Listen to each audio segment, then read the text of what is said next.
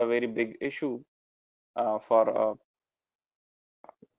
uh, for a cloud architecture whenever you're designing the data storage and transmission beyond the multiple geographical location of the countries and uh, in the multiple geographical location around the globe.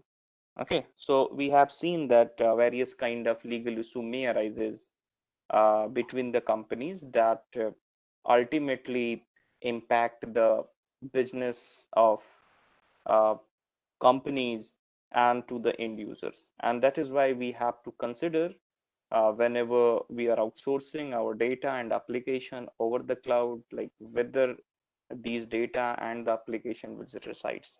And it's a best practice if it is reside within the geographical boundary, whether the application is in use or whether the company is practicing its business. Okay.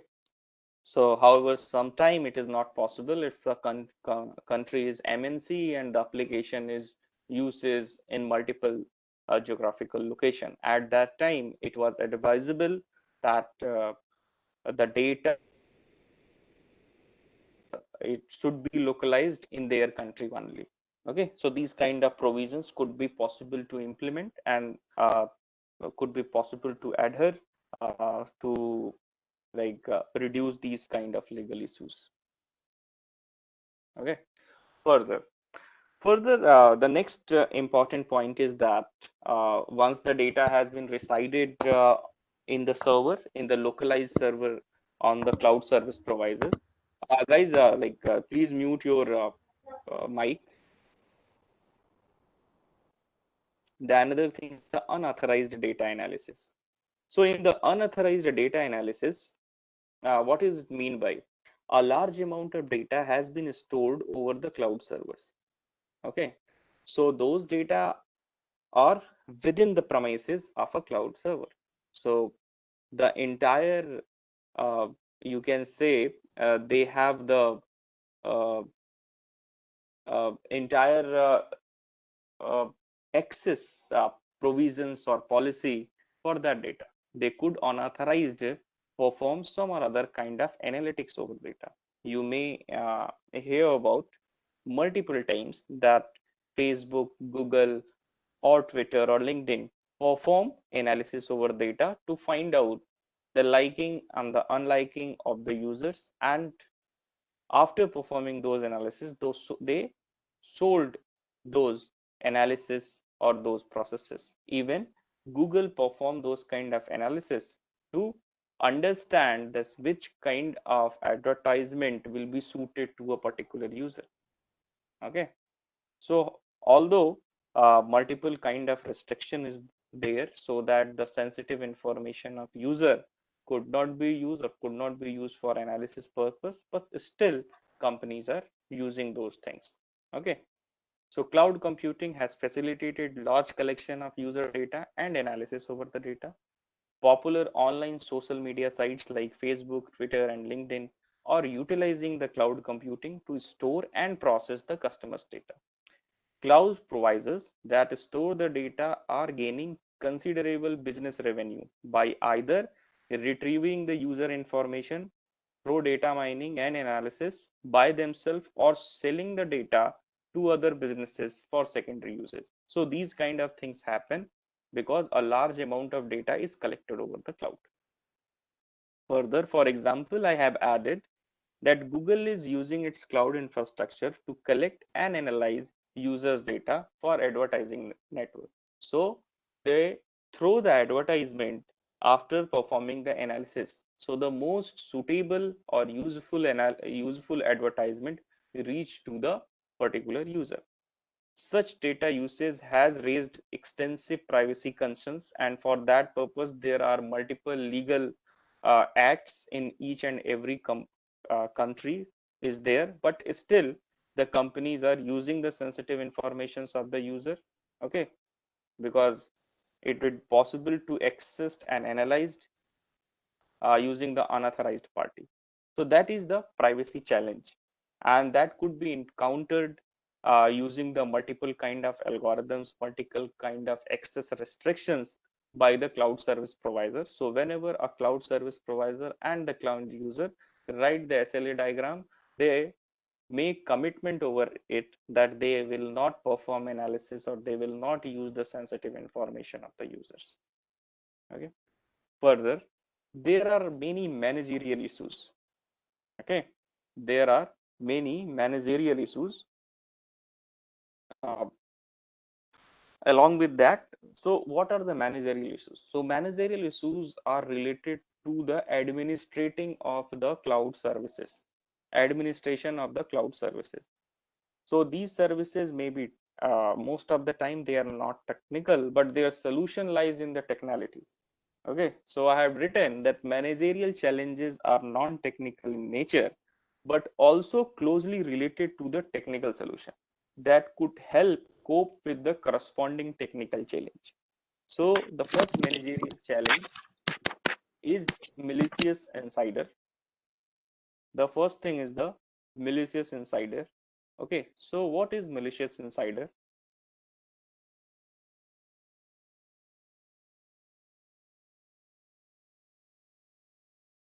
So malicious insider is some, let's say, it could be a system administrator, it could be any disgruntled employee.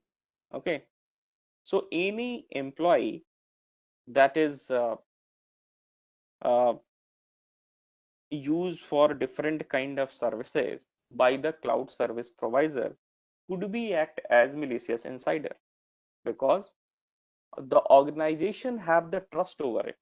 If the organization have trust over it, it provide it different kind of access. So if let's say your system administrator is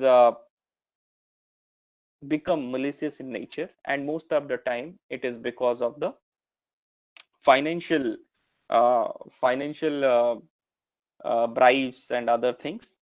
So since it have access over the data, it have access over the multiple kind of system, so it could be jeopardize the entire cloud organization and maybe steal the data of clients. So these kind of things possible. Another thing, let's say your data center is in a secure premises and its security is handled by its physical security is handled by multiple guards, and due to some reason that physical security has been compromised. Okay, they have given access to some outside person, so it may possible they will harm the entire system or they will steal some of the devices or some kind of data or some kind of thing may happen. So that is why this is the managerial issue, the malicious insider. Like whenever a company recruit any employee, it have to maintain its like past history and everything, what and its nature and also its psychological analysis. That could kind of thing is possible, so that uh, the the the particular company makes sure that these kind of breach will never happen. Another thing is security management for virtualization. So as you know that there is a large pool of configurable resources, and over that particular pool we installed the virtualization technology, and over that virtualization technology you offer the multiple virtual machine multiple virtual machine known as VMs known as VMs. And since these virtual machines are launched over the same physical infrastructure, over the same physical infrastructure, so it may possible that some of the client who have launched this VM virtual machine just to encounter what kind of activity is going on the physical machine, and in this way it may be steal some of the information. Then Another issue is inappropriate VM management policy. So that is also a managerial issue. The reason being,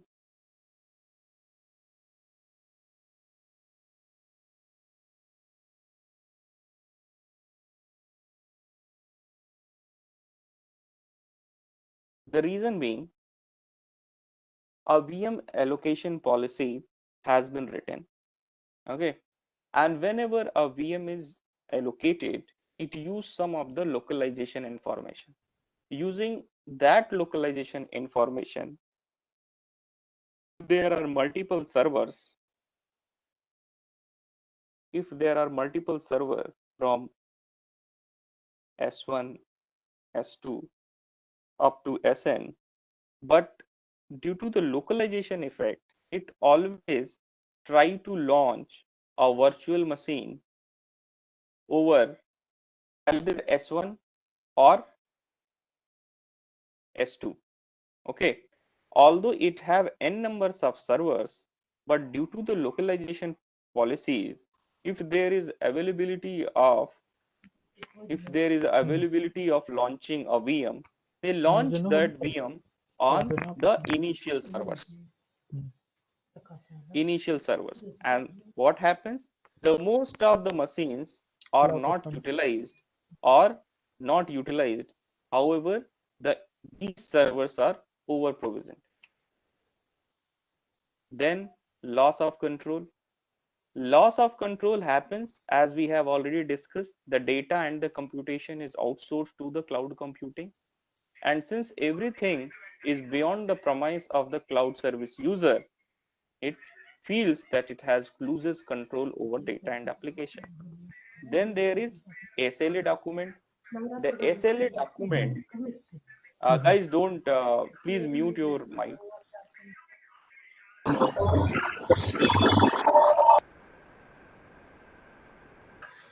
The SLA document is signed between cloud and cloud service user. It's a kind of document, it's a kind of agreement where a cloud service provider has agreed to provide the services to the cloud service user. And this document is the validity that this amount of quality of service, this amount of quality of service will be provided to the cloud service user at any point of time. But it may be possible many kind of violations happen. Many kind of violation happen due to the lack of transparency. So as we have discussed the lack of transparency and the service level agreement earlier, that if there is a lack of transparency, then the cloud server do not discuss all the security provisions, all the security provisions and the agreements in the document extensively with the cloud service user. And that is why the trust deficit arises between the cloud service user and the cloud service provider. So these agreements are going on between users and providers, and they agree to mutual consensus, okay, to offer and to receive the services. And these are all managerial issues. So after the discussion, deliberation, they will just fix on and the service will continue. Okay, guys.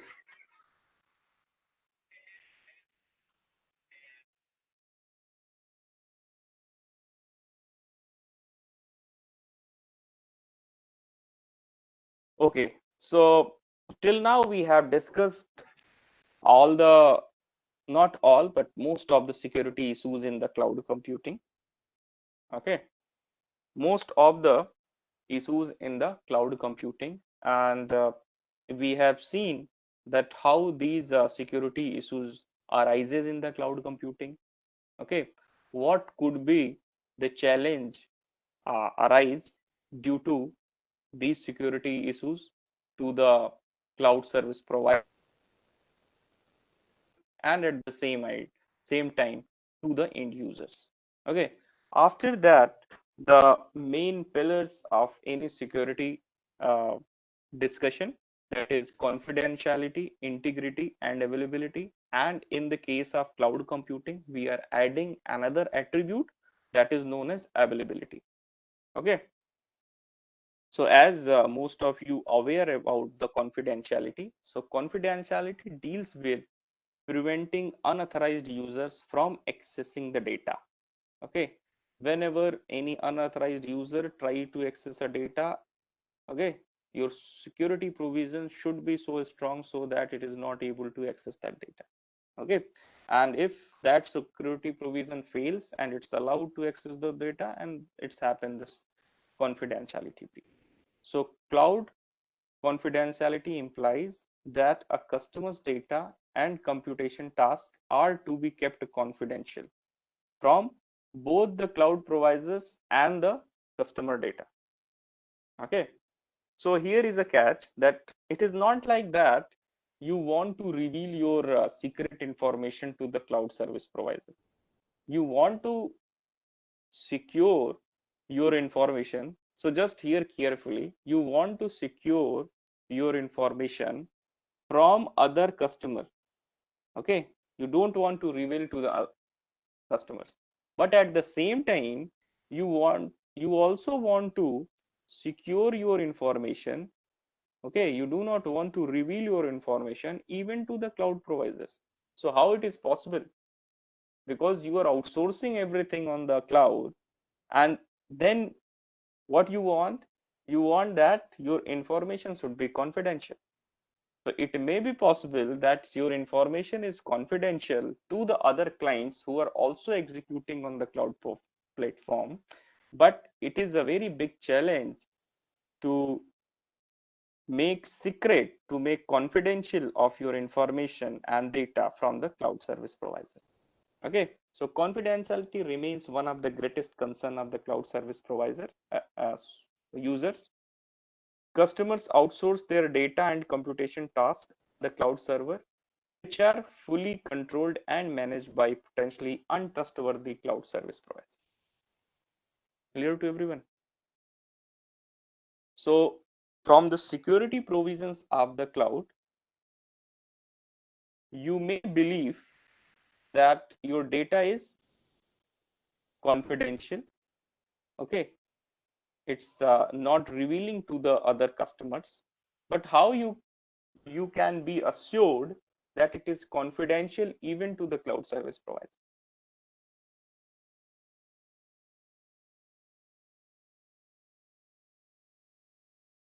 Okay, the next is in the cloud confidentiality.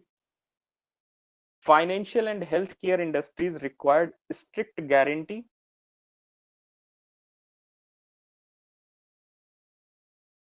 Okay, financial and healthcare industry required strict guarantee that their data remains protected from unauthorized access. What is the reason for that? The reason is that the healthcare have sensitive information to the user related to their health and other things.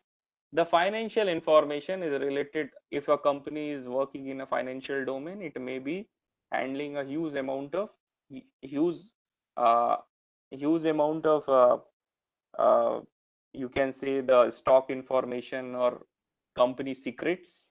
Okay, so that should be protected from other unauthorized user. Okay, if it is revealing it, the company may be lost its reputation, and also it have a legal consequences. Okay, so where I have written, any breach in the security can lead to penalties resulting from sensitive information disclosure and can damage the company's reputation. Okay, it may damage the company reputation, it may loses the business to other companies whether it has been revealed. So these kind of things possible. So cloud providers often advise ease of registration, enabling anyone. So this point is uh, just note it down about this point.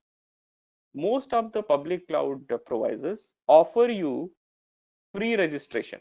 They advertise you to do free registration. So in this way, more and more clients are adding to the cloud environment, and using that same ladder, any anonymous client, any adversary is also try to use the cloud environment and try to exploit the vulnerability of that cloud environment.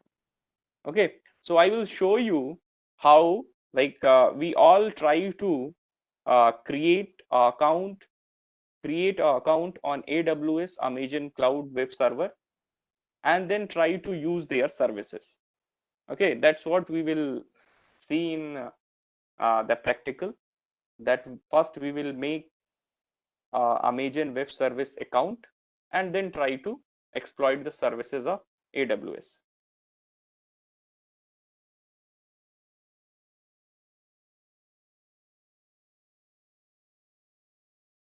Next, hackers can easily target the cloud service provider.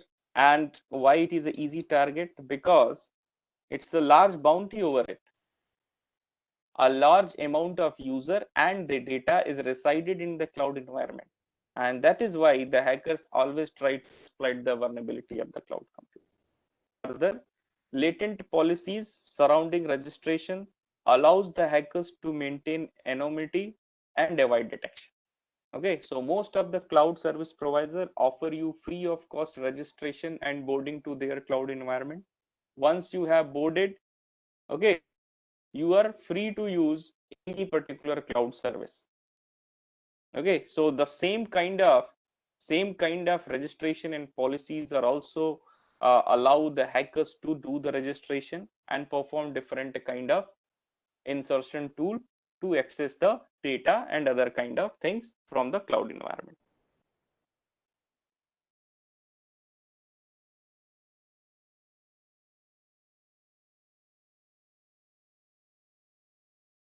Okay,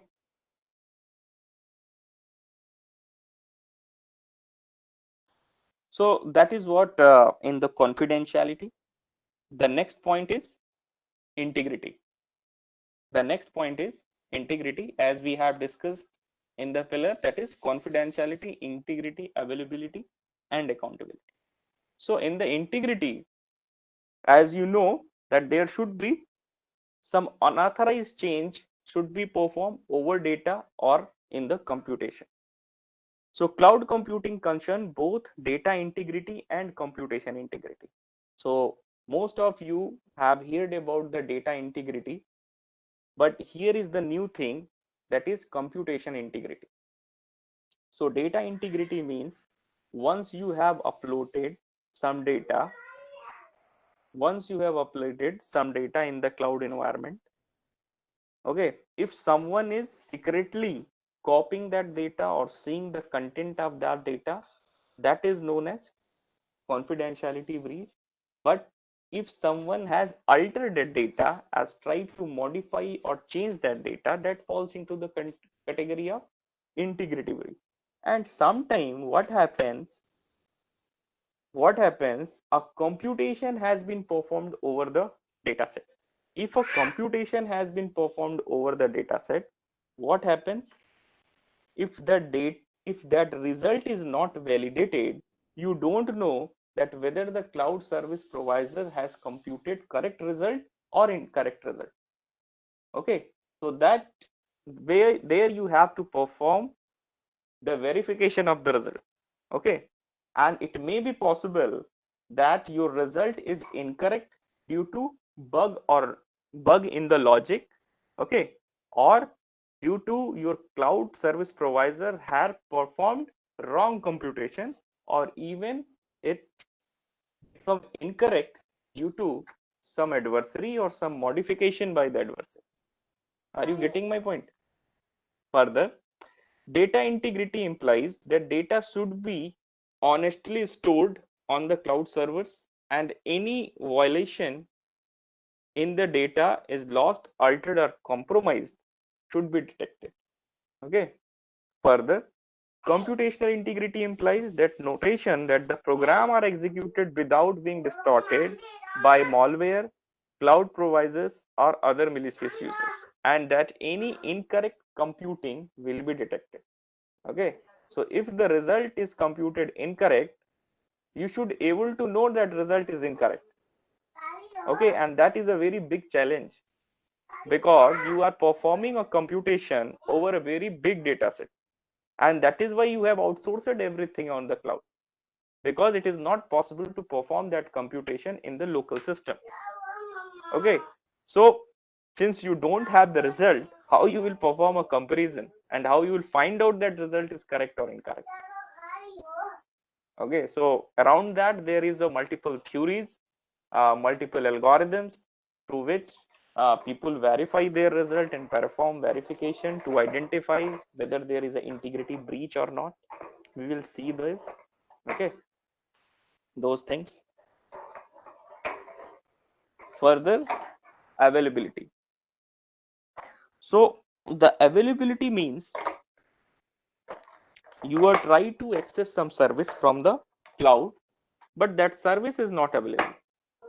If you want to use some data service from the cloud, you are not able to access that data. If you want to use some computational service from the cloud, you are not allowed to use that computational service, or you are not allowed to access the result of that computational service. So that falls into the category of cloud availability.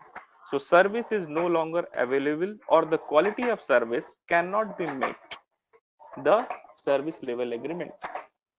Okay, so availability is crucial since the core function of cloud computing is to provide on-demand service of different levels. Okay, so everything is on demand over the internet. So the only thing that will hinder it is the availability. If the availability is nowhere, then you are not able to use any kind of service. Okay, so along with confidentiality and integrity, cloud availability, the service availability of cloud is equally important. Okay, so there are some threats to cloud availability. The first threat is the flooding attack. So flooding attack via bandwidth starvation, it may happen. How this will happen? Let's say there is an adversary. Okay, there is an adversary and it launched an attack. It launched an attack to start the bandwidth of that particular service. It has been start the bandwidth of that service, so the legitimate clients are not able to use that service. Okay, so many of the times whenever like you are using a website, it may be possible that few of you are a legitimate user of that website, but an attacker has launched an attack due to which the service become unavailable. Okay, so in the flooding attack, the same thing happen, which can cause denial of service. A huge amount of non-essential requests are sent to a particular service to hinder it to work properly or to able to meet the service level. So these kind of things may be possible to launch an availability breach. Next thing, direct denial of service. So in the direct denial of service, the adversary has identified the target. Okay, the attacking target is determined and availability of the attacking target or the cloud service will be fully lost. So what the adversary do, it first identify a target, and on that target it launch the attack. Once it has been launched the attack, the service become unavailable and none of the client is able to use that service. In indirect DOS, it's a different thing. The indirect denial of service, where the adversary launch an attack on a physical machine, or you can say on the cloud infrastructure, the entire cloud infrastructure. It is not targeted attack on any service. That is why the all the service which is hosted on a particular zone, on a particular physical machine, okay, is affected. Many of the time you have heard about that a Google service or Amazon service of some particular zone has been compromised. It not affected the service in the entire globe, it affected the service of some particular region. So that's what's happened in the indirect DOS.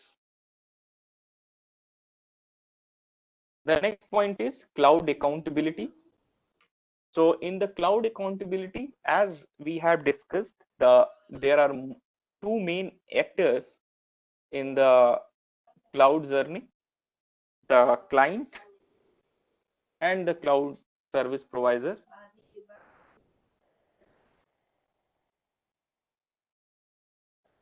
The cloud and the client. Okay. So if some mishappen, if some breach happen, whether it's a confidentiality breach, integrity breach, availability breach, or accountability breach, is due to happen because of the cloud or the client. Okay. And sometimes, since many individual users are also added with the client or to the cloud directly, so maybe that breach happened because of them. So if a breach happened, let's say a breach happened, so the accountability must be set because of whom this breach is happened. Okay. So from an example, I want to like clear this point. Okay. So a cloud provider and its customer are two basic ones, and the public clients who use the applications outsourced by the cloud customer may be another part. So breach, who is responsible? It's a cloud service provider, client, or a third party user who is responsible for a breach. So let's say a client has outsourced its data to the cloud. Okay. And if a breach is happen over the cloud service provider, using some or other kind of mechanism, you have identified a breach has happened. Okay. And you have identified it is because of the cloud service provider. But at the same time, the cloud service provider has given you a proof that this breach has not happened in their premises. This breach is happen in the client's premises because your systems are already compromised because of some other adversary. Okay. So you have to prove the accountability must be set that where the breach is happen, it is because of the client or because of the cloud. Okay. So that they will strengthen their system, so such kind of activity will not repeated in the future. Clear to everyone?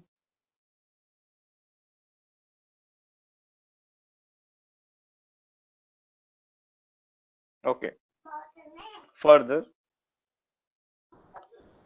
in the cloud accountability, a fine-grained identity, however, may be employed to identify a specific machine or even the faulty malicious program that is responsible. Okay.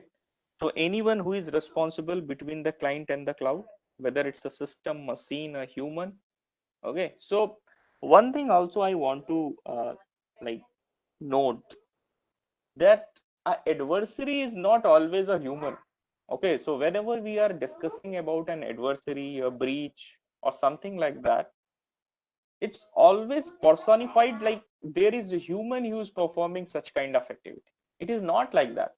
It is always a computer software program which is written by a human to perform these kind of malicious activity. Okay, so the accountability is that whether that malicious program is injected in the client system or that malicious program has injected in the cloud server system. Okay, so that is the point to find out the accountability. Once that is happened, the breach adversary has launched an attack. The attack has been launched, therefore some service of the cloud service provider has been compromised. Once the service has been compromised, that means that the quality of service that has been agreed in the SLA document is violated, and in this way service level agreement violation happens.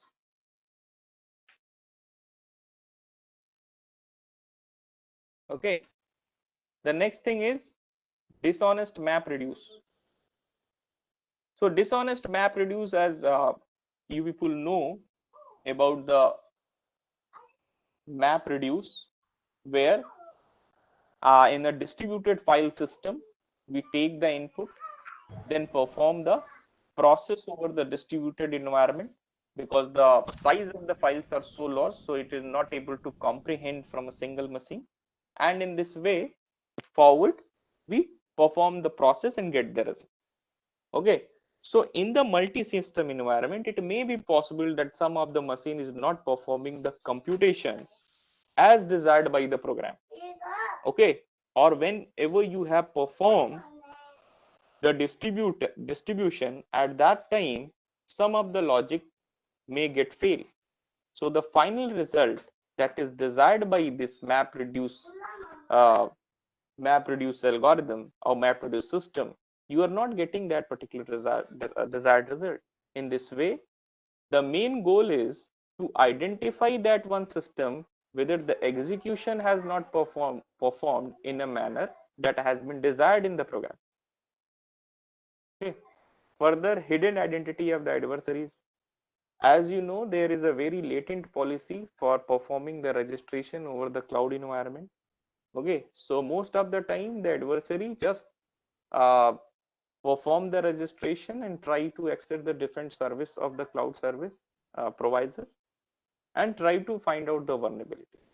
Okay, in this way they are just identified as a normal user. Whether from their activities, it is not possible for the cloud service provider to understand whether it's a legitimate user or some kind of adversary. Okay. Another thing is inaccurate billing of resource consumption. So let's say a hidden identity adversary has completed its registration and performing some or other services of the cloud. Okay.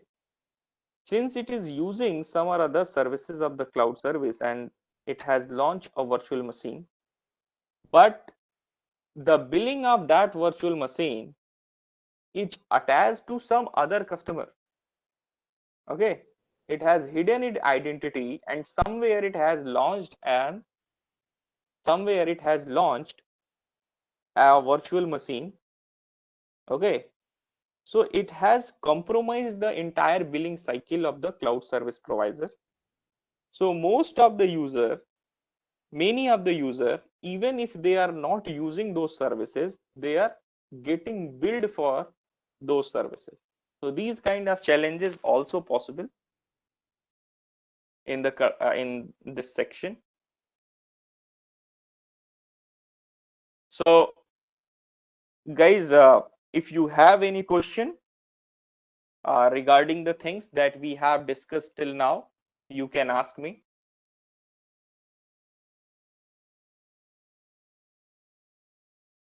Okay, we will address it one by one.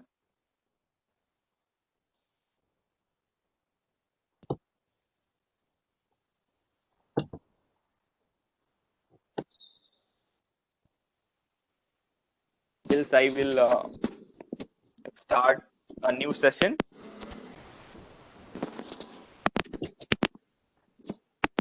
Hello, sir. Hello. Yes, yes.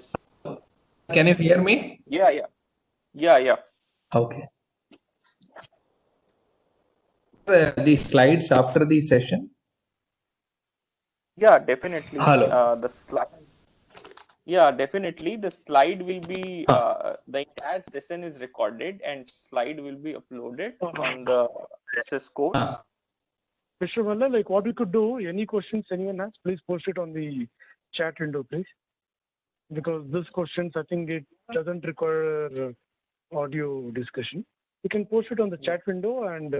So when we can get the slides, sir? Any possibilities? Jahir, could you answer this?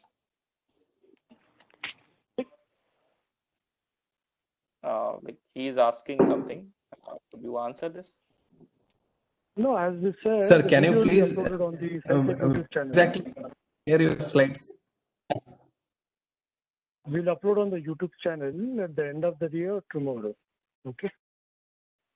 You can ask the questions in the chat window, please. Professor Malay, I think let me play. There are a lot of questions on the chat window. I think you can answer one by one from there. Okay, sure. Jahir, the point is the slides are for reference material for today. So that's the reason people are asking for slides. Yeah, no issue in that. Like I will share the slide. Okay, it is not anything like that. It is just we will complete our sessions. Okay, then it will be uploaded on the website and also shared with you people.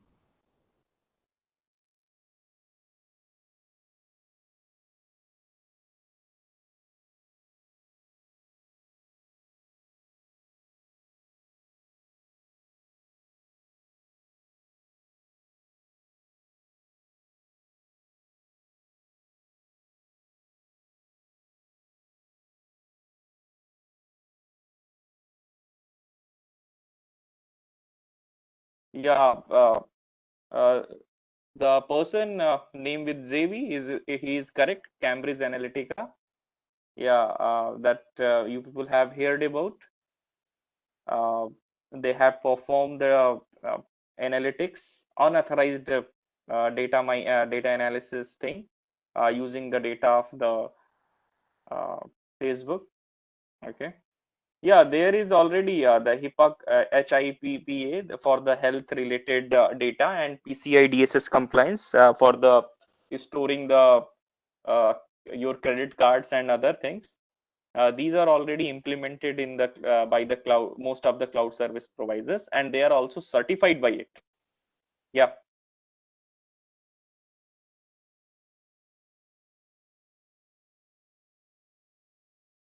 Yeah, it is always the accountability is a shared. It's not only the accountability is the shared responsibility.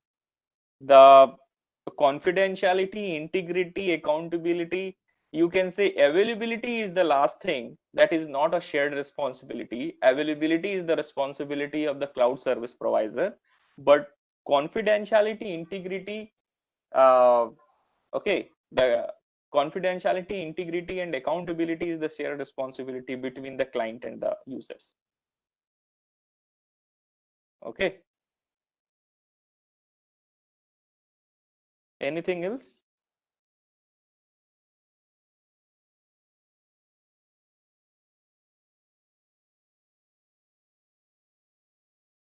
Yeah, so the question is how cloud is different from traditional data centers. Your question should be like how cloud is different from traditional computing environment. It is not traditional data centers. The data centers and cloud servers are synonym to each other. Okay, most of the time they are synonym to each other. So your question should be how a traditional cloud environment, traditional environment and a cloud environment is different to each other. That could be answered. Okay, so I'm taking this question and try to answer this.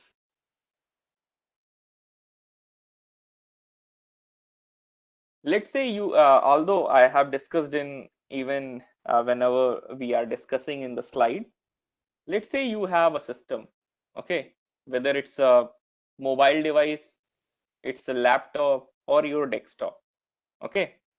When you have purchased it, it have a configuration of some i5 or i7 processor, some main memory of 8 GB or 12 GB and auxiliary memory of some 1 TB, something kind of that. Okay, so is it possible for you to increase or decrease its configuration on the demand? Okay, let's say most of the time, since you are only using the browser, you are just performing the internet access, you are just performing some or other kind of browsing activity over the internet. So you are not using the entire capacity or the capability of the system. Most of the time you are just using 10% of the capacity of the system, and the 90% of the computing facility is just gone waste. So it is possible to scale down those scale down those capacity or capability? It is not possible.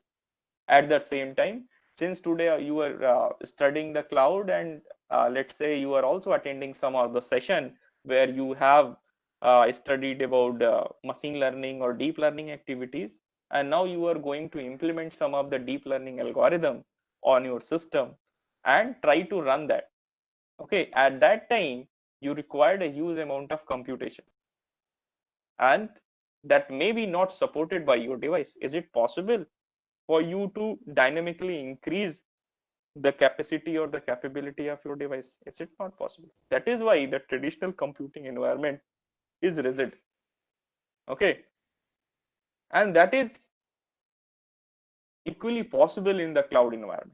Whenever you are whenever you are in cloud environment, you are virtually, you have access, you have seamless access to a huge amount of computing resources directly from the data centers of the cloud vendors.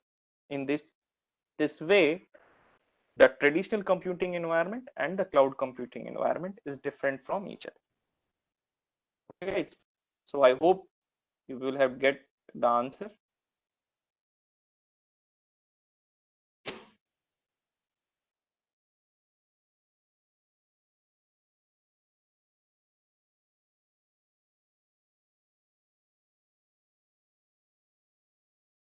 Okay.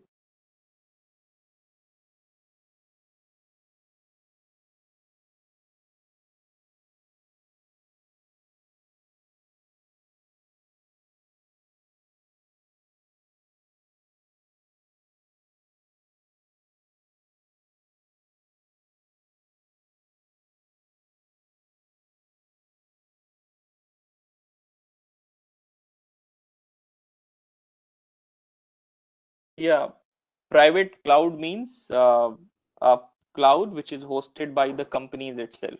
Yeah. So it is equally possible if some of the some of you try to implement a cloud computing environment by yourself. Uh, there are open source tool such as OpenStack. Okay, you try to install those service, although it required a 2 or 3 system to make the compute node, storage node, and networking node. At least 3 nodes it will require, and one is management node. Okay, although 3 or maximum 4, you are able to do that. You are able to do that by using the OpenStack, Sika Stack, and there are multiple other open source cloud service solutions through which you can implement even your own cloud service, even your own cloud service model. You can do that. Okay, if you want, you just search on Google about the OpenStack and try to implement it. If you are interested in doing that, you can do that. Okay, any other thing? Yeah, there is no law for storing data on cloud only within India, except for financial transaction as per RBI and NC and PCI. So I don't have much information about the IT Act in the India.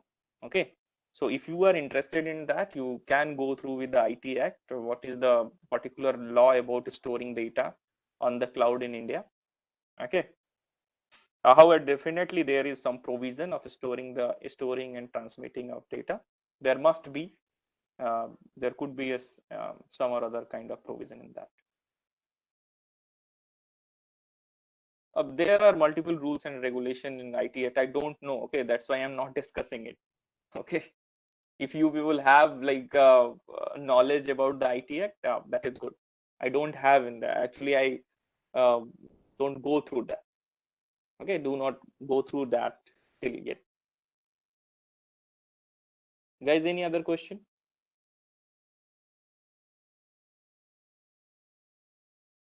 Yeah. So the question is, what is your advice on moving to cloud and on-premise? Okay. So before going to answer this question, I want to discuss with you a thing. Okay. So initially, this cloud concept is come in you can say after 2000. Okay. But this electricity grids are hundreds year old. Okay, I'm just trying to make a correlation between the electricity and the uh, internet, okay, or the cloud environment. So when there was no electricity grid was there, or you can say a large powerhouse was there, how people use electricity? How people use electricity? Because the electricity and the bulb was even invented before that. Then only uh, the need has been arises. So the localization, or you can say the bigger powerhouse will build, and then electricity is distributed in the entire city, or you can say in the country. So before the big powerhouses, the individual generators are set for the, you can say, the prosperous people in the houses of the prosperous people, and in this way they provide the electricity to lighting up the bulbs or other electrical activities. Okay, so after some time it has been identified neither it is possible to install generator set in each individual houses and lighting up their houses. Okay, lighting up their houses with the bulb. So the better technique is that why not we build a bigger powerhouse, a better powerhouse, a more secure powerhouse. You can even think about that. It's a more fault tolerant that setting up a generator in each individual house that building a bigger powerhouse. So in the same way, although it seems that our personal computer systems are more secure than the cloud systems, but still I can say that most of the cloud service providers provide rigorous security facility and provisions than what you have implemented personally on your system. Okay, that is why it is advisable and safe and secure to moving towards cloud. So in multi-tenancy, how customer will get assurance of data privacy and confidentiality? Okay, so multi-tenancy is there. So in the multi-tenancy, what we do, we perform virtualization, and the virtualization layer equally distribute the entire infrastructure between multiple virtual machine, or you can say the virtualization layer is responsible to provide the isolation between multiple virtual machines. Once it gets the isolation between multiple virtual machine, the virtual machines get to know that they are the only one who are executing on the physical machine, or you can say that they get the feel or sense that they are all alone and they are executing on the physical machine. Okay, so in this way, even in the multi-tenancy environment, data privacy and confidentiality is maintained. Another example that I want to quote here, uh, I hope most of you uh, have learn in the operating system. So in the operating system, as I have discussed in the virtual environment, a physical machine is same and there multiple virtual machines are launched. Okay, in the operating system, what happens? A physical machine is same, but the system is a multi-programming system where multiple programs are executed simultaneously. Okay, so it is the responsibility of the operating system to provide isolated environment to all the programs, so that when the programs are executed and when they get the CPU, they have they they execute in an isolated environment. Okay, so in this way, data privacy, confidentiality maintained.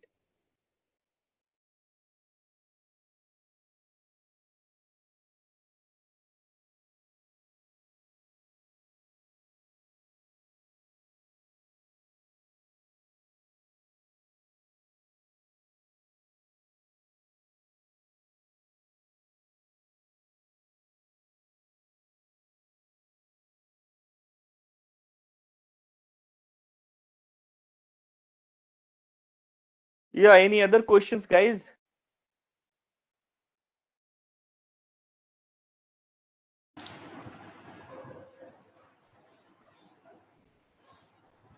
Yeah, the last question is connectivity from customer office to client service will also taken care by cloud computing provider as a part of broad nectar assist. No, that is not like managed by a cloud service provider. It's either your ISP or it's your responsibility, or you can say the client responsibility to maintain the connection between the cloud service provider and your personal system. Okay, so you can say that as it is the responsibility of the electrical department to fix all the poles, but it is your responsibility to maintain a wire from the pole to your house and also the maintenance of that wire. Okay, also the maintenance of that wire, then only you will get the electricity.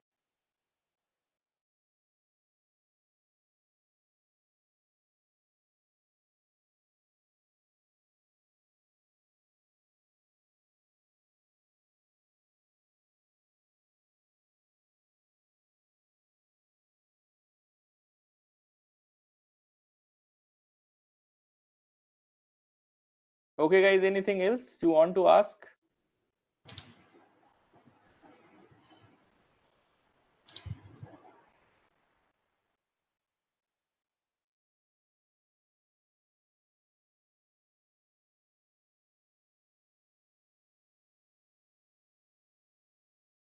Okay guys, so thank you everyone uh, for joining me. Okay, and today's hands-on session today's hands-on session will not be there, as it was scheduled earlier from 2:30 to 4:30. So that I will take tomorrow. Okay, so that will be end of the session for today. We will again join at 10 o'clock in the morning to discuss the further sessions.